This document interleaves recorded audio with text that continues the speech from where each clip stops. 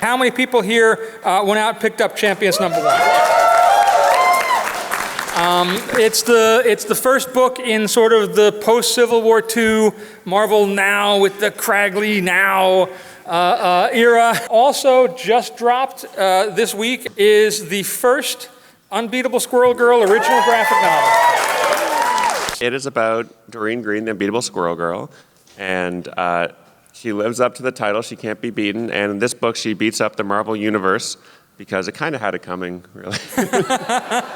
It's all, as usual, it's kind of all Tony Stark's fault. Tony's up to his old tricks, and there ends up being a duplicate Squirrel Girl, and they end up disagreeing on certain issues. Coming very shortly is Unbeatable Squirrel Girl #16, which is, believe it or not, the 25th anniversary of Squirrel Girl. This is Squirrel Girl's 25th anniversary issue, and because of that, we brought back Will Murray, who wrote her first appearance, to do a story within this book. Also coming up, there's a bunch of big things happening in the world of Moon Girl and Devil Dinosaur. And what, pray tell, does it mean that she is the smartest there is? She is the smartest there is. There used to be Reed Richards and Dr. Doom and Tony Stark, and always a debate, which actually I first kind of was clocked to with Greg's. Amadeus Cho was the 7th or 8th smartest guy. And so, well, who's number one? You can always have that debate, but now it's going to be, there's some new blood. And with that, like Spider-Man always said, with great power comes great responsibility. Now that she's the smartest person in the Marvel Universe, there's going to be a lot more expectations, a lot more of her involvement in the universe. Yeah, and that's some great Natasha artwork up there. Natasha's English is not 100%. Yeah, sorry about that. But make Natasha feel welcome. Be nice to her. Thank you. Moon Girl and Devil Dinosaur #15 features a special guest star. That's right. Yeah, we're going to have Riri Williams, and that's going to be a lot of fun. We have a special guest star coming up in Totally Awesome Hulk. What can you tell us about Jeremy Lin? Jeremy Lin is going to be a co-star in Incredible, Totally Awesome Hulk #13 and #14. If you've ever followed me on Twitter, you know I care about like 3 or 4 things, and number 1 or number 2 is Jeremy Lin. I'm wearing a T-shirt right now, my Jeremy Lin T-shirt. He is a groundbreaking Asian American hero in real life. And so I found myself thinking, well, why don't I put 2 of the things that I love most in the world together? Well, let's see if we can get Jeremy Lin in a Hulk book with Amadeus Cho. Amadeus is a little bummed because of some stuff that has happened, and he's like on a basketball court. And if you're an Asian dude on a basketball court, people are going to yell, Jeremy Lin, at you. That just is what happens now. So he's on a basketball court, and somebody's like, Jeremy Lin. And he's like, dude, I'm 5'8", he's 6'3". I weigh 135, he's 200, and the guy's like, no, Jeremy Lin, and Jeremy Lin comes along.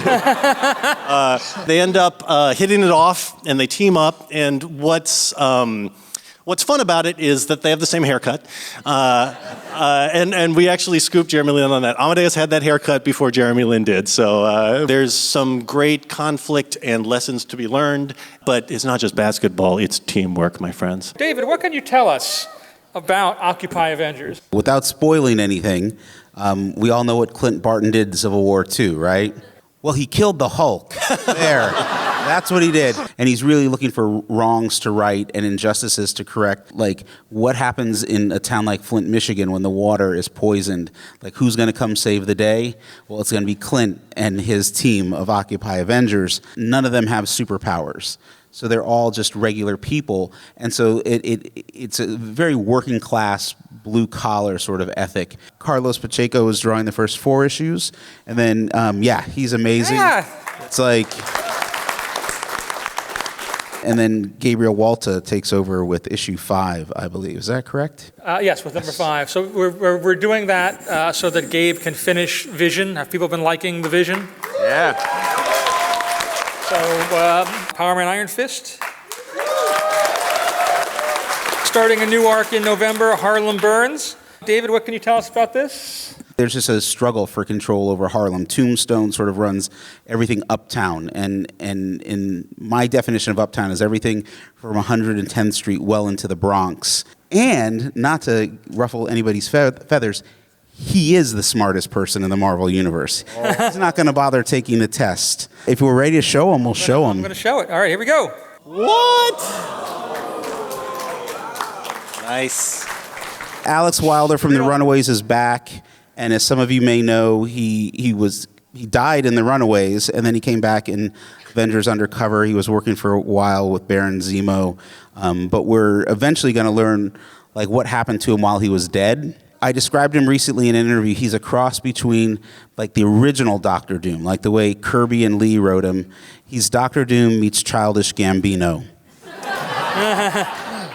You guys are big Winter Soldier fans? You guys like Winter Soldier? I hope you're reading Thunderbolts, because we've been telling a heck of a Bucky story over there. The new Thunderbolts are basically the classic Thunderbolts, but instead of the original Baron Zemo, they're now led by Bucky Barnes, the Winter Soldier, and they're carrying on kind of the man-on-the-wall mission. So they're trying to take care of threats that the original Nick Fury knew about that were interdimensional or extraterrestrial threats to Earth. They take them out kind of Black Ops style. They've been having a lot of trouble. They've conflicted with S.H.I.E.L.D., they've conflicted with the Inhumans and the Squadron Supreme and the Avengers and Captain America. Everyone wants a piece of them. All of this is leading up to everyone's favorite Songbird. Give it up for Songbird, guys. And you're seeing there also the first time we've revealed, I think, the cover to number 9, if I'm not mistaken. Yeah, I think so. Thunderbolts number 10 is the 20th anniversary issue, big issue. Give it up for it, guys. 20 years of the Thunderbolts. 20 years. Al Ewing, what can you tell us about U.S. Avengers? They're American.